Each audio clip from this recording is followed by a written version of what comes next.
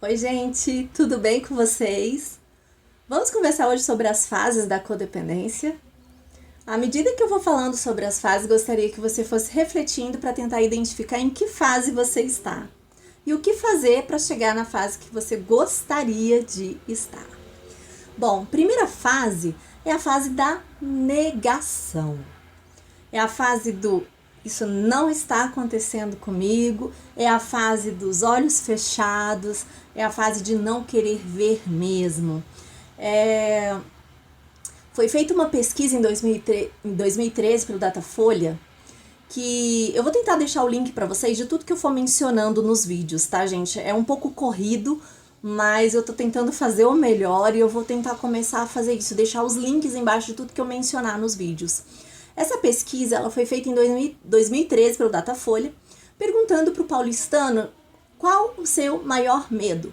Sabe qual que é era o maior medo do paulistano? De ter um familiar envolvido com drogas. Esse medo, ele superou o medo de ter a sua casa invadida por assaltantes, de sofrer violência na rua. O medo de ter um familiar envolvido com drogas. Agora imagina você, de uma hora para outra, esse medo se torna realidade. É uma realidade na nossa vida. Então a primeira reação normal, totalmente compreensível, é a negação. Isso não está acontecendo comigo. Não, isso é só uma fase. É uma fase ruim, né? Meu marido vai melhorar. Não, é só uma questão de adolescência, de juventude. Meu filho vai passar por essa. Mesmo vendo todos os sinais, muitas vezes o jovem dá todos os sinais de que a relação dele com o álcool não é normal, né? Mas ainda assim, gasta-se muito tempo, a família gasta muito tempo na fase da negação. Uma outra pesquisa, que foi a pesquisa Lenage Família, também de 2013, aponta que a família leva mais de 7 anos para procurar ajuda quando tem um filho com problema com álcool. E leva 2 anos, mais de 2 anos para procurar ajuda quando tem problema com a cocaína ou com crack. Por que se leva tanto tempo? Justamente porque se gasta tempo demais nessas fases que não trazem nenhum benefício nem para o seu familiar dependente químico e nem para você, família. Então a gente gasta um tempo, né, nessa fase da negação, de não querer acreditar, de não querer aceitar, até que num determinado momento a ficha cai. Quando a ficha cai, tem a fase da tristeza, a fase da depressão, a fase que você parece que não vê graça mais na vida pelo fato da doença do seu familiar. Eu recebi um e-mail antes de ontem de uma jovem, salvo engano ela tem 22 anos de idade, e a última frase dela no e-mail foi: eu não sei se eu quero viver mais. Tudo isso por conta da dor de conviver com alguém que está adoecido pelas drogas. Na verdade, é pela dor da codependência. É a codependência que nos faz chegar nesse estágio da depressão, de não querer viver. Alguns chegam a desejar a morte do seu familiar. Não é porque deixou de amar, é porque está tão adoecido, está sofrendo tanto, a dor é tão grande. Fica tudo tão confuso, né? Então tem essa fase da depressão. Além disso, tem a fase da barganha. Aquela fase que a gente vai pro tudo ou nada. Sabe, vamos tentar negociar com todas as nossas armas. Então você começa a oferecer pro seu familiar dependente químico que se ele parar de usar drogas, ele vai poder fazer a viagem dos sonhos dele, ele vai poder ganhar aquele carro, aquele tênis, enfim, você começa a fazer promessas. Só que a gente esquece que dependência química é uma doença. Ainda que o nosso familiar adoecido queira muito, né, conseguir todos esses prêmios, obter todos esses prêmios, ele está adoecido. Então é muito provável, quase 100% de chance, que isso não vai dar certo. Tentar barganhar, tentar negociar com uma doença, né, não vai dar certo. E quando essa fase da negociação não dá certo, tem uma outra fase, que é a fase da raiva. É a fase que você fica... É muita frustração, é muita raiva. Raiva do seu familiar, raiva da vida, raiva de você mesmo. muitas vezes raiva de Deus, né? Então é uma fase que a gente é tomado por tanta amargura. Não sei se vocês assistiram aquela novela O Clone, da Rede Globo. Me marcou muito, porque tinha vários depoimentos de familiares, né? Não sei se vocês lembram disso. E um depoimento de uma mãe, onde ela falava que o familiar dela, sob o efeito do uso de drogas, quebrava um prato na cabeça da família. Mas que ela, sob o efeito de droga nenhuma, quebrava 10 pratos na cabeça dele. Então, assim, quando a gente está tomado pela ira, pela raiva, a gente faz muitas coisas das quais depois a gente se arrepende muito. Mas isso também é uma das fases da codependência. Além dessa fase da raiva, uma outra fase característica, né, que tem a questão da facilitação.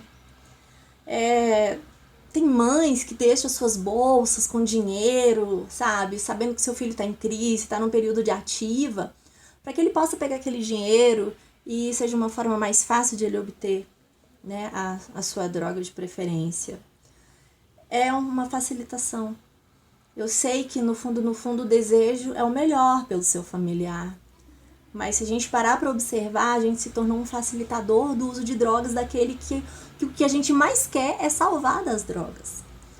Outras mães, isso aqui, gente, são tantos relatos que se eu for contar todos, outras mães, elas vão até a boca.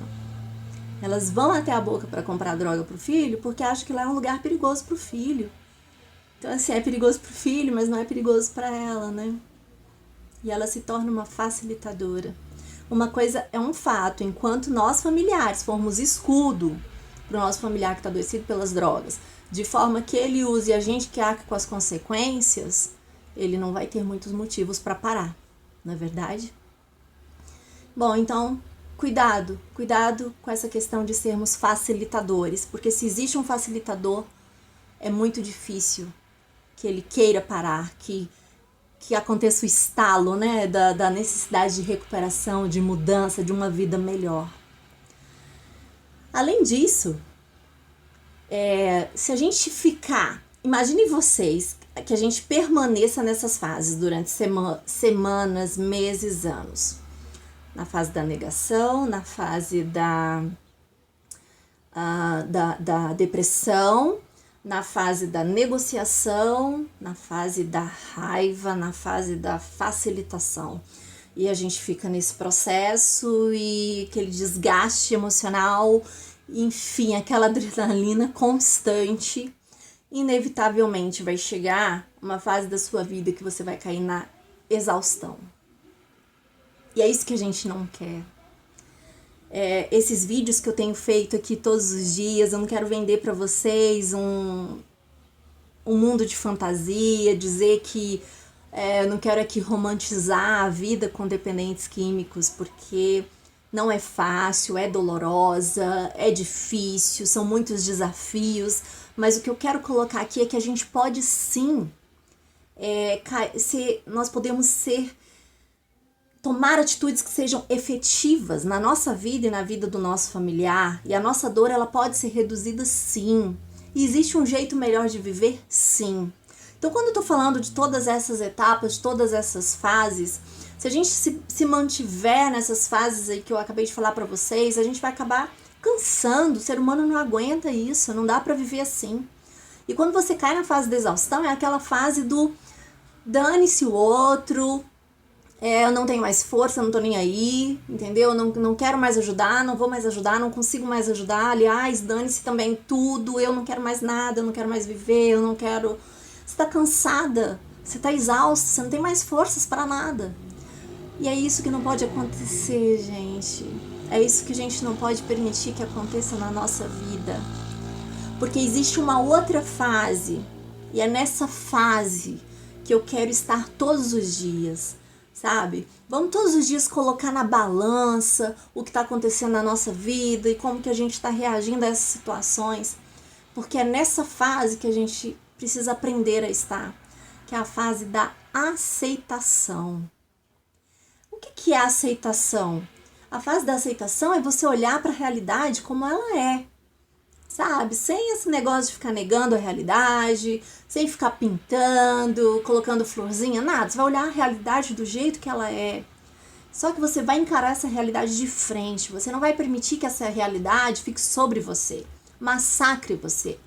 Você vai olhar cara a cara para essa realidade.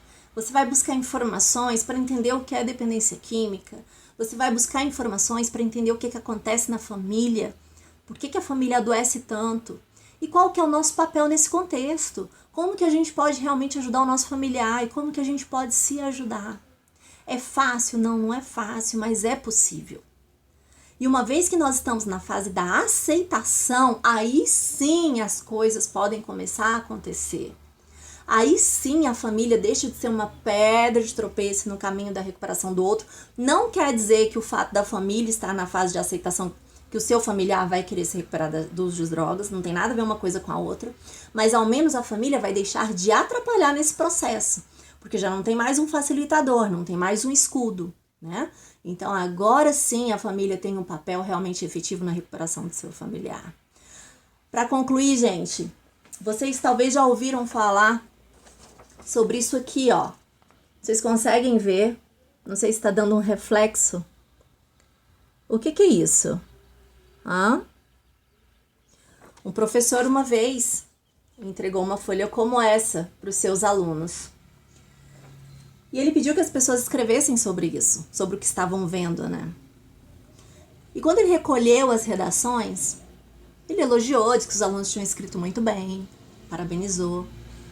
Só que 100% dos alunos tinham escrito sobre um pontinho preto.